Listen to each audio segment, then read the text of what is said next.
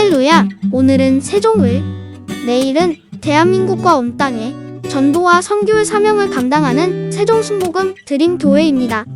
하나님의 사랑과 은혜가 치유와 응답이 있는 성령 충만한 교회입니다. 구독과 중보기도로 드림가족이 되어보세요. 오늘도 주 안에서 참 좋은 날입니다. 오늘 우리는 다 같이 고린도 후서 제4장 1절부터 있는 말씀을 가지고 공부하겠습니다. 고린도 후서 제4장 1절입니다. 다 같이 읽으십시다. 이러함으로 우리가 이 직분을 받아 긍휼하심을 입은 대로 낙심치 아니하고. 여기에 우리가 이 직분을 받았다고 했습니다. 직분은 내가 만든 것이 아니라 이 직분은 내가 하나님께로부터 받은 것입니다. 한 가정에도 아버지의 직분은 하나님께로부터 받은 것입니다.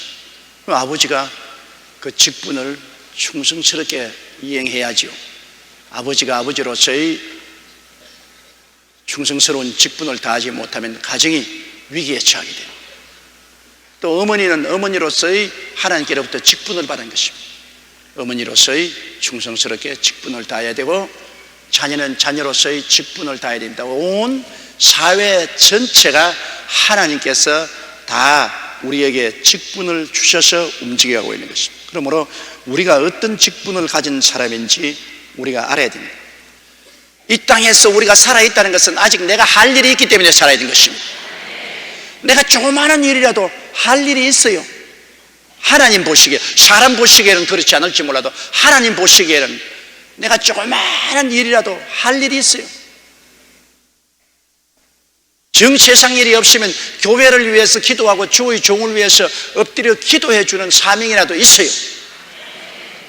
전적으로 내가 사명이 없이 사명을 다하면 그때는 이 세상을 떠날 때인 것입니다. 이 세상에 사명을 다하는 날이 오면 하나님이 이제 너 세상에 살 필요가 없다, 가자, 데리고 가는 것입니다.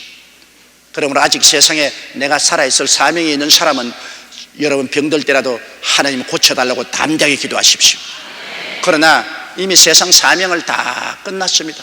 자식 기를 거 다 기르고 시집장가 다 보내고 내가 아내나 남편으로 살 일 다 하시면 그 다음에는 병들어도 고쳐달라면 뭐 할래? 나아가지고서 좀 놀라고요. 아이고 놀면 괜히 인구 폭발하는데 밥이나 죽이니까 그냥 오느라, 그렇게 말하지 말 것입니다. 사명을 다하면 이제는 우리는 하늘나라를 향해서 소망을 가지고 가야 됩니다.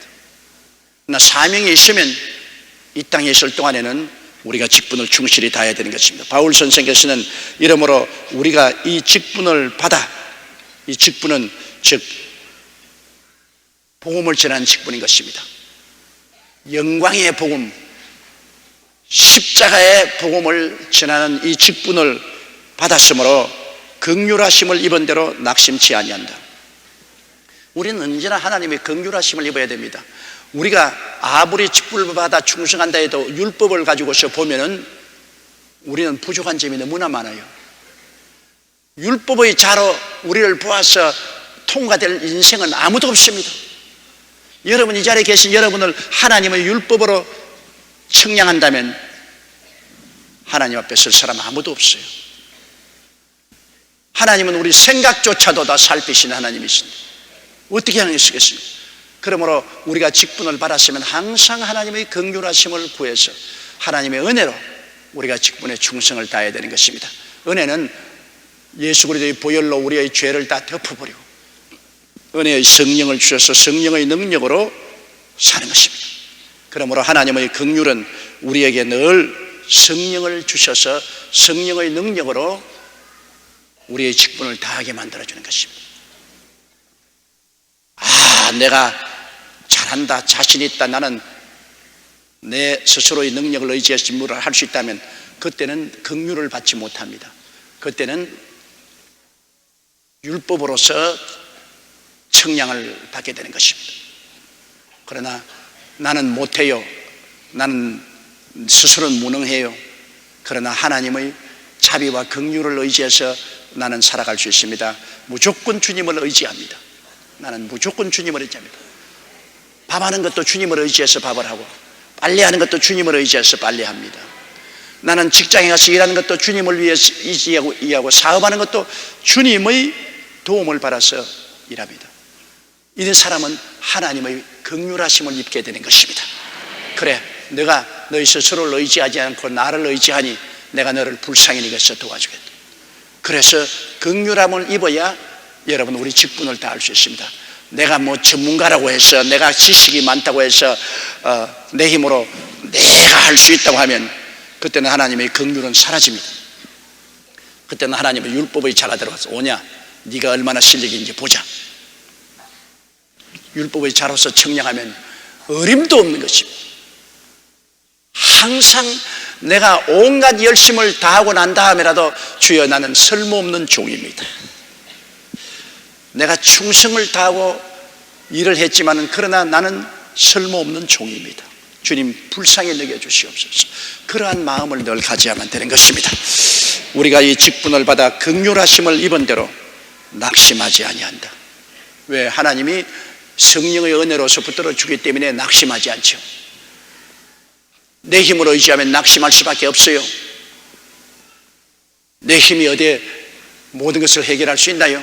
내 힘으로 인생의 수고하고 무거운 짐을 다 올바르게 걸머쥐고 갈 수 있나요? 못하니까 낙심하죠. 그러나 성령께서 도와주심으로 7번 넘어지면 8번 일으켜 주시는 성령이 계심으로 성령 보혜사를 의지하고 낙심하지 않습니다. 하나님은 직분을 맡은 자에게는 직분을 행할 수 있는 능력을 주시는데 성령의 능력으로 주시는 것입니다. 긍휼을 보셔서 성령의 능력을 주심으로 성령님을 항상 인정하고 환영하고 모시드리고 의지하니 성령의 도우심을 항상 바라고 나가면 우리가 낙심하지 않게 되는 것입니다. 우리는 연약해도 성령은 강하시기 때문인 것입니다. 2절요. 이에 숨은 부끄러움의 일을 버리고 괴율 가운데 행하지 아니하며 하나님의 말씀을 혼잡게 아니하고 오직 진리를 나타내므로 하나님 앞에서 각 사람의 양심에 대하여 스스로 청가하노라. 바울 선생은 뭐 예루살렘에서 나온 청거장, 소개장, 보증서 그런 것이 필요 없다고 말했습니다. 많은 사람들이 예루살렘에서 온 청거장, 소개장, 보증서를 들고 돌아다니며 바울 선생을 보고 너는 예루살렘에서 나온 청거장도 없고 소개장도 없으니 넌 가짜 사도다, 너는 엉터리다, 이렇게 공격을 하는데 바울 선생께서 앞에도 변명했거니와 바로 나의 청거장은 너희들이다. 내가 고린도에 들어와서 교회 없는 곳에 복음을 전가하여 예수를 믿게 하고 고린도 교회를 세웠으니 너희가 내 청거장이요, 나의 보증서요, 나의 증명 아니냐. 그리고 또 여기에 연속해서 바울 선생은 내가 이 사도의 직분을 받아서 하나님의 자비하심을 입은 대로 성령의 도우심을 받아 여러 가지 많은 고난을 당해도 낙심하지 않고 일을 하는데 그 몇 가지 이유가 있다는 것입니다. 내 양심에 확실히 너희들 앞에 떳떳하게 설 수 있다. 누가 무엇라고 말해도 양심이 청거를 한다. 내 양심에 거리낌이 없다. 사람이 양심에 거리낌이 있으면 그 행동에 나타나지 않아요. 그 말이나 행동에 위축됨이 나타납니다. 더구나 예수 믿는 사람은 양심에 끓이키는 일을 하고 나면 성령의 꾸짖음이 맹렬합니다. 하나님의 성령의 꾸짖음이 가슴 속에 비수같이 들어오기 때문에 양심에 끓이킨 일을 할 수가 없습니다. 한두 번 하고 난 다음에도 성령의 맹렬한 꾸짖음에 양심이 피투성이가 되기 때문에 계속 못하죠. 그러므로 예수 믿는 사람 회개하고 성령이 양심 속에 거하면 양심의 소리가 굉장히 강해지는 것입니다. 바울 선생은 나는 양심에 대하여 스스로 너희들 앞에 조금도 부끄러움이 없다. 왜냐? 첫째로 이에 숨은 부끄러움의 일을 버리고, 사람이 모든 사람 보는 앞에서는 자기의 체면을 지키려고 애를 씁니다. 모든 사람 보는 앞에서는 자기 체면 지키고 어찌한지 사람들 앞에 인정받고 살려고 하지만은 사람이 보지 않은 숨은 곳에서는 체면 다 벗어버리고 부끄러운 일을 행할 때가 많습니다. 그런데 바울 선생께서는 숨은 부끄러움의 일을 버렸다. 사람들이 보는 앞에서는 의롭고 참되고 거룩하게 사는 채 하더라. 사람이 보지 않은 데서는 부정도 행하고 부패도 행하고 거짓말도 능란하게 하고 음란과 방탕한 생활도 하고, 사람들 안 보는 데서는 뭐 세상 사람과 조금 없이 다름없이 하다가 사람 보는 앞에서는 입 딱 닫고 이제는 옷을 바꿔 입고 점잖은 채 한다. 이런 이중적인 인격을 바울 선생이 말하는 것입니다. 나는 이중적인 인격을 생활하지 않는다. 사람들 보는 앞에서나 안 보는 앞에서나 난 똑같은 바울로서 행동해야지. 사람이 본다고 해서 의롭고 거룩하고 참된 사람처럼 행동하고, 사람이 안 볼 때는 불의하고 부정하고 부패하고 거짓말하고 음란하고 방탕한 일은 하지 않는다. 이중적인 삶을 살지 않는다. 이것이 내 양심의 증거가 된다고 말했습니다. 바울 선생과 같이 나는 숨은 부끄러움의 일을 버린 것이 내 양심이 증거한다. 밤에나 낮에나 나는 부끄러움 없이 행동한다. 굉장히 중요한 일인 것입니다. 바울 선생이 자기 스스로 양심의 증거를 할 수 있는 것은, 첫째로 숨은 부끄러움의 일을 버리고, 둘째는 괴율 가운데 행하지 아니한다. 괴율이라는 것은 온갖 권모술수를 다 쓰고 사기 행각을 해서 사람들을 이용하는 것을 말합니다. 바울 선생은 예수 그리스도의 복음을 전하는데 괴율을 사용하지, 사람을 미혹하고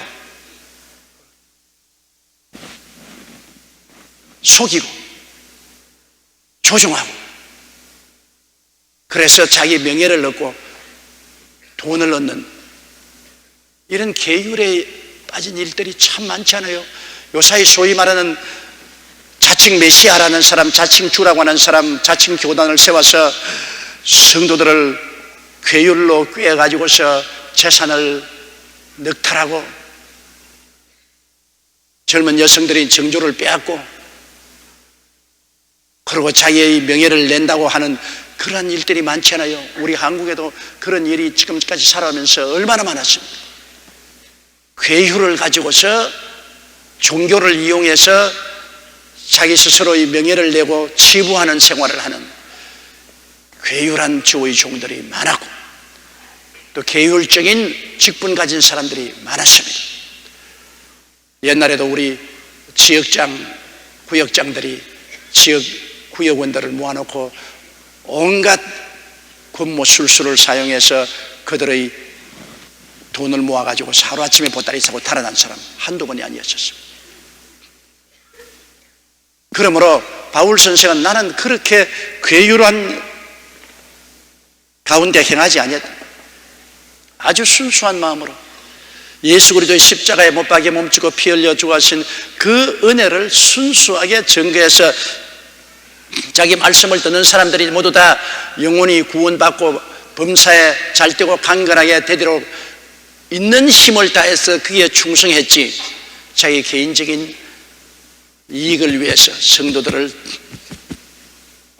여러 가지 괴율을 통해서, 수단과 방법을 통해서 사기치고 한 적은 없다는 것입니다. 정말로 바울 선생의 말씀은 올바른 말씀입니다. 그리고 셋째, 바울 선생은 하나님의 말씀을 혼잡게 아니하고, 하나님 말씀을 혼잡하게 하면 큰일 납니다. 여러분, 오늘날 말세가 될수록 마귀가 와서 거짓 가르침을 많이 가지고 와서 혼잡케 하죠. 그래가 뭐 자기가 특별 계시를 받았다, 자기는 하나님이 보내신 특별한 사자다, 그렇게 해서 엉터리 계시를 보태 가지고서 교인들의 마음을 혼잡하게 하는 것입니다.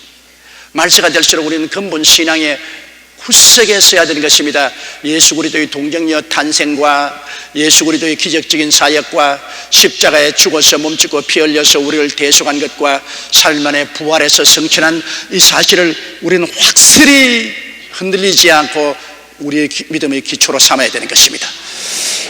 예수 그리스도의 대속을 통해서 우리가 죄 사함을 받고 또 거룩함을 입고 병고침을 받고 저주에서 해방을 얻고 부활과 영생과 천국을 얻는다는 오중복음과 영혼이 잘됨같이 범사에 잘되며 강건한 새로운 신분을 십자가 보혈을 통해 설하게 준 이 기본적인 사실을 우리는 확인하고 알아야 되는 것입니다.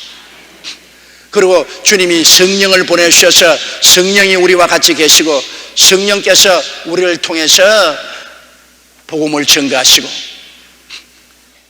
예수 그리스도의 몸된 교회라는 공동체를 이루시는 역사를 한다는 성령의 역사 확실히 알아야 됩니다. 또 우리가 조금도 흔들리지 않고 알아야 될 것은 언제고 예수님이 재림하신다. 오늘 오실지도 모른다. 예수님이 이 땅에 언제고 재림하시고 우리는 그날에 변화되어 공중으로 올라갈 것을 믿어야 되는 것입니다. 그리고 믿지 않는 자들은 둘째 사망인 불과 유황으로 타는 못에 참여한다는 사실을 알아야 됩니다. 그러므로 우리가 말씀의 근본적인 진리의 구석에 서지 못하면 말씀을 혼잡게 되는 것입니다. 자기의 생각, 철학, 인간의 종교적인 생각, 스스로 계시받았다는 것, 이런 것으로 섞어서 진실한 말씀을 전하지 않고 인간적인 생각을 전함으로 신앙을 뿌리쳐 흔들어 놓습니다. 이렇기 때문에 여러분, 우리 성경 공부가 정말로 필요합니다. 성경을 공부하고 기본적인 교리에 확실하게 써서 흔들리지 말아야 됩니다. 그래서 기본적인 신앙 교리가 딱 써 있으면 모든 것이 글로 쏘는 거죠. 찌꺼기는 다른 것은 다 적혀버리고 순수한 것만 받아들여야 돼요. 신앙이 근본적인 신학이 딱 정립되어 있으면 엉터리가 못 들어와요. 걸러내거든. 이러므로 우리가 진리를 알고 성경을 공부하는 것은 굉장히 중요한 것입니다. 마음에 감정적으로 아무리 뜨거워져도 여기에 진리를 모르면 엉터리를 막 받아들이니까 큰일 나죠. 그러므로 우리가 진리도 확실히 알고 그 다음에 또 마음은 성령의 은혜로 뜨거워져야 돼요. 냉철하게 진리를 알고 마음은 성령의 불길로 활활 타야 올바른 신앙생활을 할 수가 있는 것입니다. 그러므로 바울 선생은 하나님의 말씀을 혼잡게 아니하고, 그리고 넷째, 오직 진리를 나타내므로 하나님 앞에서 각 사람의 양심에 대하여 스스로 청가하노라. 오직 진리를 나타내. 진리는 누굽니까? 예수님이 진리입니다. 내가 곧 길이요 진리요 생명입니다. 바울 선생은 오직 예수님만 나타내셨다. 예수님을 가르치고 예수님을 자랑하고 예수님을 높이고 예수님을 선전했다. 오직 진리를 나타낸다. 여러분, 우리 교회가 뭡니까? 교회란 것은 예수 그리스도를 통해서 하나님 아버지와 화목되고 하나님 품에 안긴 공동체가 교회인 것입니다. 예수님 없이 교회는 있을 수가 없어요. 교회 자체가 예수님의 몸입니다. 우리는 몸에 붙은 지체입니다. 예수 그리스도의 십자가의 피 흘림과 찢어짐을 통해서 우리의 모든 죄가 청산되고 아담의 혈통이 다 거기에서 청산되고 예수 그리스도 안에서 새로 지음을 받고 새로운 피조물이 되어 하나님의 자녀가 되고 성령이 임하셔서 거룩한 공동체가 이루어져서 성령 안에서 우리는 예배하고 찬송하고 기도하고 예수님을 사랑하고 전도하고 하나님 나라를 향해서 걸어가는 것입니다. 그러므로 이 진리 예수 그리스도만 전도하고 그에 써야 됩니다. 절대로 사람을 자랑하면 안 됩니다. 사람은 뭡니까? 사람은 아담 안에서 죽은 자가 예수 그리스도의 은혜로 살아난 것에 불과한 것입니다. 전적인 은혜로 존재하는 것이지 자기 자랑할 것이 아무것도 없습니다. 사람을 자랑하지 마세요. 그거 큰일 납니다. 사람을 자랑하지 마세요. 사람 속에서 구원이 스스로 나오지 않습니다. 사람은 자기를 구원할 힘도 없고 남을 구원할 힘도 없습니다. 사람은 전적으로 예수 그리스도 의지하지 않고는 무능력한 존재입니다. 예수 그리스도 밖에서는 아무것도 아닙니다. 아무것도 아니에요. 그러나 예수 그리스도를 통해서만은 여러분 하나님의 자녀로서 택한 족속이요 왕같은 제사장이요 거룩한 나라요 그의 소유된 백성이 되는 것입니다. 예수님 안에서는 굉장한 인물이 되지만은 굉장한 존재가 되지만은 예수님 밖에서는 아무것도 아닌 것입니다. 아직 쓰레기 더미에 불과한 것입니다. 영원히 타지 않은 불에 던져서 태워버릴 존재에 불과한 것입니다. 그러므로 우리의 진리 대신 예수 그리스도를 굳세게 우리가 믿고 알고 그러고 전해야 되는 것입니다. 바울 선생은 이러한 네 가지 사건을 가지고 내 양심에 부끄러움이 전혀 없다. 부끄러움 좀. 나는 첫째로 숨은 부끄러움의 일을 버렸고, 그는 버렸다는 거예요. 과거에는 그렇게 살았으나 예수 믿고 난 다음에는 숨은 부끄러움의 일을 버렸다. 그리고 둘째로 그는 괴유를 가지고서 성도들 가운데 행하지 아니었다. 자기의 유익을 도모하기 위해서 성도들을 여러 가지 속이고 조종하고 사기 행각을 해서 이건 그런 건 하지 않았다. 셋째로 하나님 말씀을 자기 생각으로 혼잡게 안 했다. 진리를 자기의 방편으로 삼고서 혼잡하게 만들지 않았다. 넷째로 나는 오직 예수 그리스도만 전도했다. 오직 진리를 나타내므로 하나님 앞에서 각 사람의 양심에 대하여 스스로 증거. 이렇게 했으니 하나님도 아시고 너희들도 나를 보아서 내 양심에 조금 더 부끄러움이 없으니 내 양심을 담대하게 너희들에게 증거한다. 여기에 대해서 내가 잘못한 일이 있으면 내게 말을 해봐라. 내가 잘못한 일이 있으면 하나님께서 보시고 계시니 하나님께서 나를 꾸짖어 주셔도 좋고, 너희들이 볼 때도, 고린도 교회 너희들이 볼 때도 내가 오늘 말하는 이 말에 거짓말이 있거든 스스로 너희들이 한번 지적해보라. 내 양심을 가지고서 너희들에게 떳떳하게 청구한다. 바울 선생이 하신 말씀 참으로 위대하고 놀라운 말씀입니다. 우리가 신앙생활하고 살 때 이것을 표본으로 삼아야 됩니다. 우리 절대로 숨은 부끄러움의 일은 과거에는 용납되었으나 예수 믿은 오늘날에 와서는 다 버려야 돼요. 다 버려야 돼요. 숨은 양심에 부끄러운 일은 버리고 이중인간적인 신앙생활 하지 말고 우리는 교회 안에 있는 우리가 교회 밖에 나간 우리와 똑같은 생각과 말과 행동을 해야만 되는 것입니다. 그리고 우리는 신앙생활을 유익의 도구로 삼아서는 안 됩니다. 장사의 수단으로 삼고 돈벌이의 수단으로 삼고 명예나 지위를 얻는 수단으로 삼기 위해서 성도들을 이용하는 이러한 일은 절대로 하지 말아요. 그리고 우리는 하나님 말씀 위에 밖으로 결코 나가지 말아요. 이단과 사설에 빠져서는 안 된다는 것입니다. 그 다음 우리는 오직 진리만, 예수님만 전파한다. 예수님만 의지하고 예수님만 전파한다는 이 사실을 바울은 선언한 것입니다. 3절요. 만일 우리 복음이 가리웠으면 망하는 자들에게 가리운 것이라. 그럼에도 불구하고 바울 선생이 복음을 전하는데 아직도 고린도 교인들이 다 예수 믿지는 않았잖아요. 고린도 씨가 전부 다 예수 믿지 않았잖아요.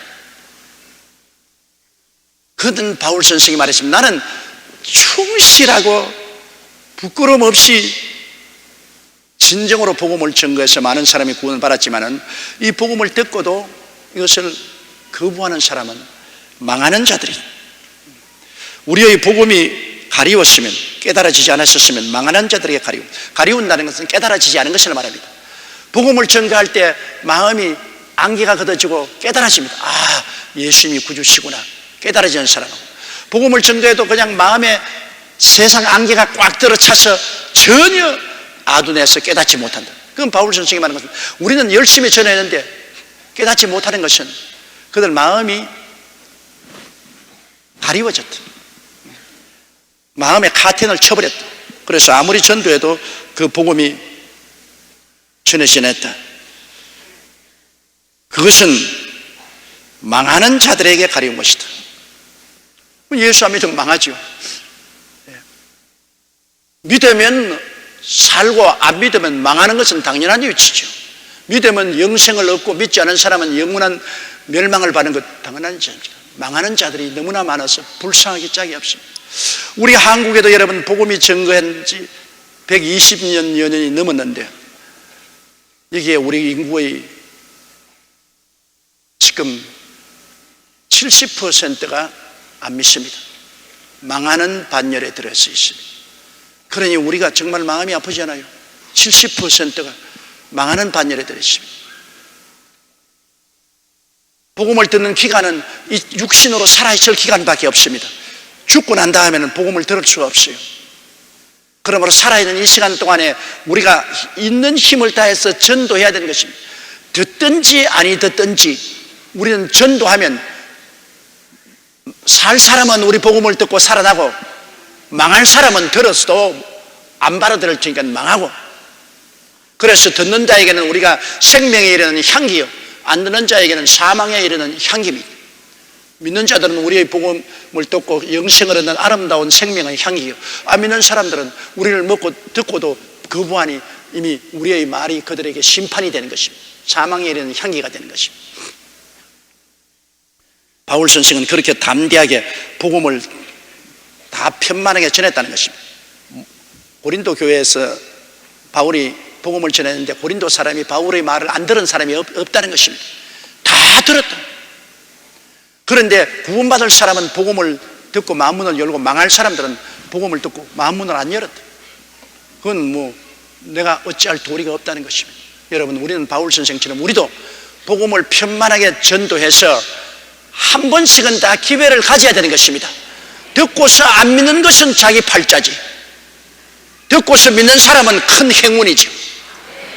그러나 한 번도 듣지 못해서 망했다면 이야말로 이것은 큰일 아니겠습니까? 그렇기 때문에 우리는 있는 힘을 다해서 온 천하에 다니며 만민에게 복음을 전해야 되는 것입니다. 4절요, 그 중에 이 세상 신이 믿지 아니하는 자들의 마음을 혼미케 하여 그리스도의 영광의 복음의 광채가 비치지 못하게 하매니 그리스도는 하나님의 형상이라. 하나님을 본 자가 없지만은 예수 그리스도를 본 자는 하나님을 보았습니다. 예수님이 말하기를 나를 본 자는 아버지를 보았다. 하나님은 영이시로 영체를 우리가 못 보지 않습니까? 그러나 그 영이신 하나님이 몸을 입고 오신 분이 바로 예수 그리스도, 육신을 가져오신 하나님이십니다. 예수를 본 자는 하나님을 보았다. 내가 전에 삼위일체를 설명할 때 하나님은 태양과 같고 예수님은 빛과 같고 성령은 열과 같다. 그러나 태양을 세 개가 있다고 말하는 사람은 없습니다. 태양은 하나인데 태양에 빛이 있고 열이 있습니다. 따뜻한 데 가면 그곳에 반드시 빛도 있고 태양도 있고, 환한 데 가면 그곳에 반드시 빛도 있고 열도 있고 태양도 있습니다. 그러므로 태양과 빛과 열은 식분은 다르지만 하나가 되어 있습니다. 분리할래야 분리할 수 없습니다. 열을 쬐는 사람은 빛과 태양을 피할 수가 없고, 빛을 누리는 사람은 따뜻함과 태양을 피할 수가 없습니다. 태양에 가면 반드시 거기는 열과 빛이 있습니다. 그처럼 예수님 안에 아버지와 하나님과 성령이 계시기 때문에 예수님이 나를 본 자는 아버지를 보았다. 그 다음 예수님이 뭐라 했습니까? 나는 다른 보혜사 성령과 같다. 내가 또 다른 보혜사라고 했다. 나는 처음 보혜사고 성령은 나와 꼭 닮은 알로스 파라클레토스, 다른 보혜사. 예수님과 성령도 같고 예수님과 하나님도 같다. 삼위일체다. 너무나 놀라운 교리인 것입니다. 그래서 예수님은 하나님의 본체의 형상이요 그 영광의 광채입니다. 예수 그리스도를 우리가 실제로 역사적 인물로 우리가 보았지 않습니까? 성경에 보면 마태복음, 마가복음, 누가복음, 요한복음에서 예수님의 역사적 인물과 그 행하심을 보았는데, 그 예수님을 본 사람은 하나님을 본 것입니다. 하나님은 누구와 같으냐? 예수님과 꼭 같으십니다. 그러므로 예수님 온 이후로 이제 하나님을 모른다고 할 수는 없습니다. 예수님 오시기 전에는 자연적인 계시를 통해서 하늘에 저 수많은 해와 달과 별들이 있으니 저것이 우연히 생겼겠느냐, 저 수십억 개의 별들이 질서정연하게 돌아가는데 저게 어떻게 우연히 생겼겠느냐, 추나추동 사시제를 만드신 것이 어떻게 우연히 있었겠느냐, 또한 식물이나 동물들이 이렇게 기기묘묘하게 살아서 움직이는 것이 어떻게 우연히 생겼겠느냐. 그러므로 창조하신 분이 배후에 있다. 이것은 자연계시입니다. 자연적으로 우리가 마음에 깨달은 거죠. 사람들은 다 마음속에 자연계시를 받고 있어요. 특별히 무신론자 이외에는 모두 다 예수 안 믿는 사람도 무언가 신비한 분이 계신다. 그래서 사람들이 모두 다 정초에 점을 치는 이유가 어디 있습니까? 자기 힘으로는 안 되고 자기 힘 밖에 위대한 힘이 있다는 것을 자연적으로 마음속에 인정하고 있는 것입니다. 그분이 누군지는 모르죠. 사람들은 인간의 운명을 좌우할 그 큰 힘이 인간 밖에 있다는 것을 인정하는 것입니다. 그리고 이 세상 사람들은 귀신이 있는 것을 다 인정해요. 여러분, 참 이상한 것은 귀신이 있으면 천사도 있어야 될 것 아닙니까? 여러분, 어두움이 있으면 빛도 있지 않아요? 사막이 있으면 강물도 있지 않아요? 그런데 귀신만 있는 것 알고 왜 천사 있는 건 모릅니까? 귀신이 있으면 천사가 있어야 돼요. 천사가 있으면 천사를 만든 하나님이 계신 것 당연하지 않아요? 그런 자연적인 계시를 통해서 알던 그 하나님이 구체적으로 나타난 분이 예수님인 것입니다. 구체적으로 이제 하나님은 이런 분이시다, 구체적으로 나타난 것입니다. 이제는 우리가 의심할 수 없어요. 하나님은 누구시냐? 예수님과 같은 신분입니다. 예수님의 그 행하신 것, 죄를 용서하시고 귀신을 쫓아내시고 병든 자를 고치시고 배고픈 자를 먹이시고 고난당한 자 위로하시고 죽는 자에게 영생을 주시는 이 구원자 하나님에 대한 분명한 이미지를 우리가 얻을 수가 있는 것입니다. 이제는 하나님을 못 보았다고 말하면 안 돼요. 예수 그리스도 안에서 우리는 하나님을 보았죠. 그런데 이 영광의 복음의 광채가 비추지 못하게 하면 세상 신이 마음을 혼미케 합니다. 세상 신은 마귀와 귀신들 아닙니까? 마귀 밑에 타락한 천사들과 세상의 귀신들, 마귀도 이 삼위일체입니다. 마귀하고 타락한 천사와 세상 귀신들, 이 삼위일체가 돼가지고서 이들이 어찌하든지 마음을 혼미케 하여 예수 믿지 않게 만들어줍니다. 마음을 이 세속으로 꽉 들어차게 만들어요. 예수 믿고 천당, 아유 웃기는 소리 하지 마라. 지금 사는데 급한데 천당은 무슨 천당? 요사이 세상 재미가 이렇게 좋은데 뭘 교회 가서 뭐 하늘나라를, 마귀는 와서 말한다. 내일은 생각지 마라. 오늘 좋으니 오늘 먹고 마시고 살자. 내일을 생각할 필요가 없다. 내일 뭐라고 생각하냐? 그래서 자꾸 오늘 현실에만 집착하게 만들고, 그리고 정욕에만 집착하게 만듭니다. 육신의 정욕, 안목의 정욕, 이 세상 자랑에 취해가지고서 이 세상에 돈을 더 많이 가져야 된다, 더 많이 먹어야 된다, 이 세상에서 더 많은 명예를 얻어야 된다, 이 세상에 더 많은 권세를 얻어야 된다. 전부 세속적인 것에만 관심을 집중시킵니다. 세속으로 끌고 가고 복음과 영원한 세계에 대해서는 잊어버리게 합니다. 우리가 복음을 전해서 사람들을 마음을 혼미한 가운데서 건져내어서 분별하게 만드는 것은 성령의 역사밖에 없는 것입니다. 우리 기도하고 성령의 역사가 임하면 성령이 와서 그 혼미케 하는 안개를 다 풀어내고 그 마음이 자기 정상으로 돌아오면 분별을 하기 시작해요. 내가 뭔가, 어디서 와서 왜 삶이 어디로 가는가, 사는 의미와 가치가 무엇인가, 사람이 죽고 난 다음에 어떻게 될까, 정신을 바짝 차리고 분별을 하기 시작하는 것입니다. 그러면은 분별을 하는 사람에게 말씀은 쉽게 깨달아지고 알려지는 것입니다. 그러기 위해서는 우리가 열심히 기도하고 성령의 역사가 일어나야 되는 것입니다. 사람의 힘으로는 분별하게 만들지를 못해요. 세속으로 향한 남편 아무리 타일러도 분별합니까? 잘못 들어가는 자식들 위해서 가슴앓이를 해도 분별을 못해요. 내가 주님께 몸부림치며 기도해서 성령이 임하시면, 성령의 계시가 임하면 분별이 와요. 성경에는 잠언서에 묵시가 없으면 사람이 방자에 행한다고 했습니다. 하나님의 계시가 없으면 분별이 없기 때문에 방자에 행해요. 제 묘대로 행해요. 우리 예수 믿는 사람도 자꾸 성령의 은혜를 받으면 점점 마음이 더 뚜렷하게 삶을 분별하게 되어서 올바르게 살게 돼요. 여러분이 수요일을 와서 왜 성령 공부합니까? 저와 함께 성령 공부하고 진리를 알면 알수록 마음이 밝아지고 분별력이 생기는 것입니다. 더 분별력이 생겨서 올바르게 예수를 믿게 돼요. 그래서 그 중에 이 세상 신이 믿지 않은 자들의 마음을 혼미케 하여 분별력을 없애버려서 그리스도의 영광의 복음의 광채가 비치지 못하게 하매니 그리스도는 하나님의 형상이니라. 우리 6절까지 하십시다. 자, 5절 읽으십시다. 우리를 전파하는 것이 아니요 오직 그리스도 예수 주 되신 것과 또 예수를 위하여 우리가 너희 종된 것을 전파하니라. 놀라운 말씀이죠. 우리를 전파하는 것이 아니라, 우리를 전파하는 사람이 그동안 우리 한국에도 많잖아요. 우리 한국에도 과거에 내가 동방의 의인이다, 내가 감람나무다. 사람이 왜 나무가 되려고 하는지 모르겠어요. 나는 감람나무다, 나는 엘리야다, 나는 재림주다. 자기를 전파합니다. 이거 정말로 기가 막히죠. 아담의 씨를 받은 사람은 벌써 그 속에, 뱃속에서부터 죄 중에 잉태하여 죄 중에 태어난 부패한 인간이 어떻게 자기를 의인이라고 부르며 자기를 재림주라고 부릅니까? 자기를 엘리야라고 부르고 야단입니까? 우리는 종이요, 우리를 구원하신 주님은 예수님 혼자밖에 안 계신 것입니다. 예수님이 우리를 값주고 사셨으니 우리는 예수님에게 소속한 예수의 종 아닙니까? 예수의 종입니다. 옛날에 사라가 아브라함을 보고 주라고 그랬습니다. 그는 당당한 아브라함의 아내지만은 아브라함을 존경해서 자기는 아브라함에 소속했다고 해서 아브라함을 주라고 그랬죠. 우리의 주인이요, 우리는 스스로 자원해서 주님의 종이 된 것입니다.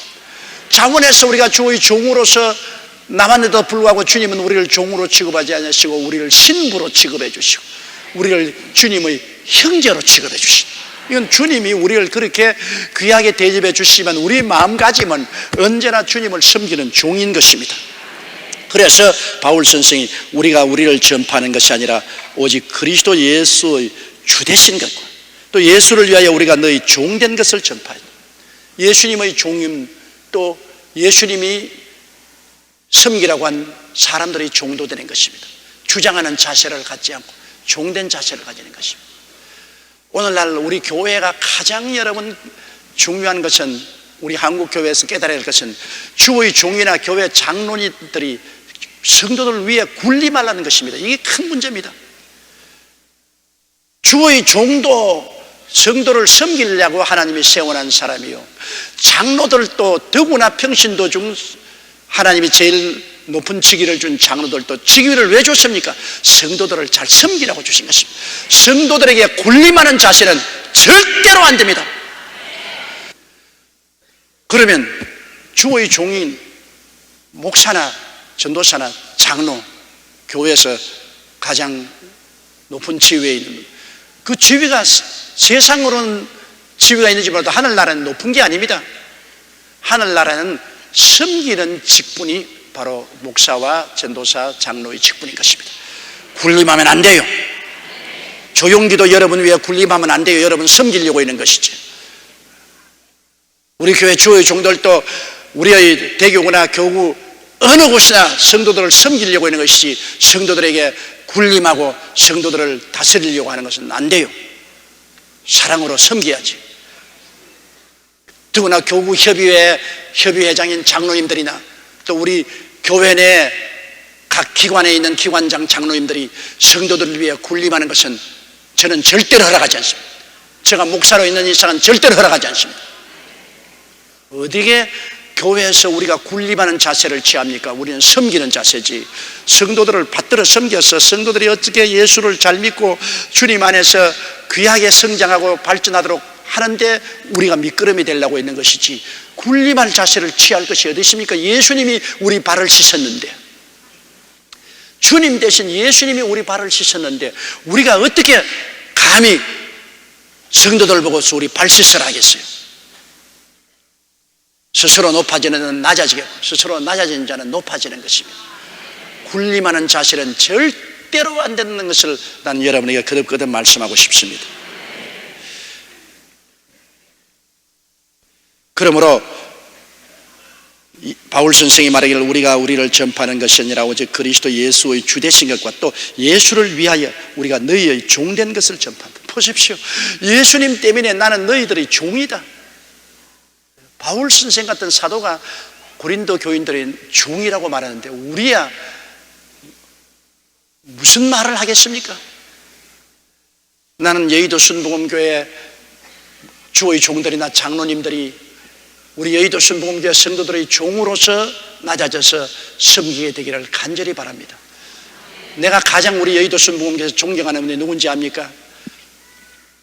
우리 남성교회 소속한 장로님, 안수집사님, 집사님들이 교회를 위해서 이른 아침 추운데도 불구하고 교통 정리하시고, 교회 여성교회 회원 여러분이 그 다리가 퉁퉁 붓도록 섬기는 것, 정말 놀라운 일입니다. 정말 나는 그분들을 존경합니다. 무슨 이익을 위해서 하는 것 아닙니다. 그리스도를 사랑함으로 말미암아 스스로 자기를 내어놓아 종으로 섬기는 것입니다. 이 얼마나 아름다운 것입니까? 우리 교회 직분 가진 사람들은 다 이 정신을 가지고 나가야 될 것입니다. 6절요. 어두운 데서 빛이 비추이리라 하시던 그 하나님께서 예수 그리스도의 얼굴에 있는 하나님의 영광을 아는 빛을 우리 마음에 비추었느니라. 빛이 있으라고 한 것은 여러분 창세기에 땅이 공허하고 혼돈하며 흑암이 깊음 위에 있고 하나님의 신이 수면에 운행할 때 빛이 있으라. 온 천지가 환히 있습니다. 모든 존재의 기초가 빛입니다. 빛이 생겨났기 때문에 식물들이 살아나고 식물 공장에서 나오는 양분을 우리가 먹고 동물들이 살아납니다. 빛이 모든 생명의 근처. 빛이 있으라. 그러면 우리가 죄악 가운데 받아서 우리 마음이 공허하고 혼돈하며 흑암이 깊은 위에 있습니다. 여러분 우리 전체가 그래요. 우리가 이미 죄 중에 태어나고 죄악 가운데 살아서 땅이 우리 마음이 공허하고 혼돈하고 어디서 와서 왜 삶에 들어간지 모르게 공허하고 혼돈하여 분별력을 다 잃어버리고 흑암의 권세인 마귀가 꽉 점령해서 뭐가 뭔지 전혀 모르는 아예 두루뭉술이가 되어 있는데 주님께서 빛이 있어라. 빛이 예수님이십니다. 예수님을 믿어라. 그것이 빛이 있어라. 예수님이 들어오자 온통 우리 가운데 빛이 충만해지고 어두움은 사라지고 생명의 역사가 일어나게 되는 것입니다. 빛이 여러분 우주 가운데 생명의 원천입니다. 빛이 없으면 모든 것은 다 죽어요. 오늘 여러분께서 식사를 하고 오신 것도 빛을 잡수시고 오셨습니다. 왜? 빛이 식물들의 잎사귀에서 산소 동화작용을 해서 공장에서 그 공장에서 여러 가지 단백질, 지방, 녹말, 비타민 A, B, C 할 것 없이 다 만들어 가지고서 그 열매를 먹은 것이니 여러분이 오늘 잡수시고 온 것은 빛을 잡수시고 온 것입니다. 고기를 먹은 사람들도 빛을 먹은 것입니다. 소나 염소나 짐승들이 풀을 먹었지 않습니까? 풀은 빛으로 말미암아된 풀을 먹고 고기가 되었으니 그것도 또 빛인 것입니다. 우리가 사는 모든 근원이 빛으로 사는 것입니다. 이처럼 우리 영적인 것도 빛이 있어라. 어두운 가운데 공허하고 혼돈하고 흑암 가운데 우리 가운데 빛이 어디서 나옵니까? 예수님이 빛이신 것입니다. 내가 빛이라 나를 따르는 자는 어두운 가운데 행하지 아니한다. 예수 그리스도가 온통 빛이요 예수 그리스도의 그 얼굴의 광채는 바로 하나님의 광채인 것입니다. 그리스도의 빛을 받고 보니 그리스도 안에서 하나님의 영광을 바라볼 수 있게 되었으니 이 얼마나 놀라운 것입니까? 이 세상의 지식해도 예수를 아는 지식보다 더 위대한 지식은 없습니다. 지혜해도 예수를 아는 지혜보다 더 놀라운 지혜는 없습니다. 그러므로 그리스도를 아는 것이 지식의 근본이요 그리스도를 아는 것이 지혜의 근본이요 가장 지식 있는 자, 가장 지혜로운 자는 예수를 믿는 자인 것입니다. 지식의 절정이요 지혜의 절정이 예수를 믿는 것입니다. 예수를 받아들이고 그 안에 비추인 하나님을 아는 것이 여러분 영원히 우리를 구원하는 놀라운 지혜와 지식이 되는 것입니다. 그러므로 어두운 가운데서 빛이 있으라 하신 그 하나님께서 예수 그리스도의 얼굴에 있는 하나님의 영광을 아는 빛을 우리 마음에 비추었다. 여러분은 다 이제 빛의 자녀들인 것입니다. 여러분 마음속에 빛이 들어와 있는 것입니다. 여러분의 생애는 빛을 따라서 사는 생애요 어두움에 처한 여러분이 아닌 것입니다. 안 믿는 세상은 어두움에 처했으나 여러분은 빛의 자녀들로서 빛의 세계 속에서 빛 가운데 하나님의 생명의 역사를 체험하며 살게 되는 것입니다.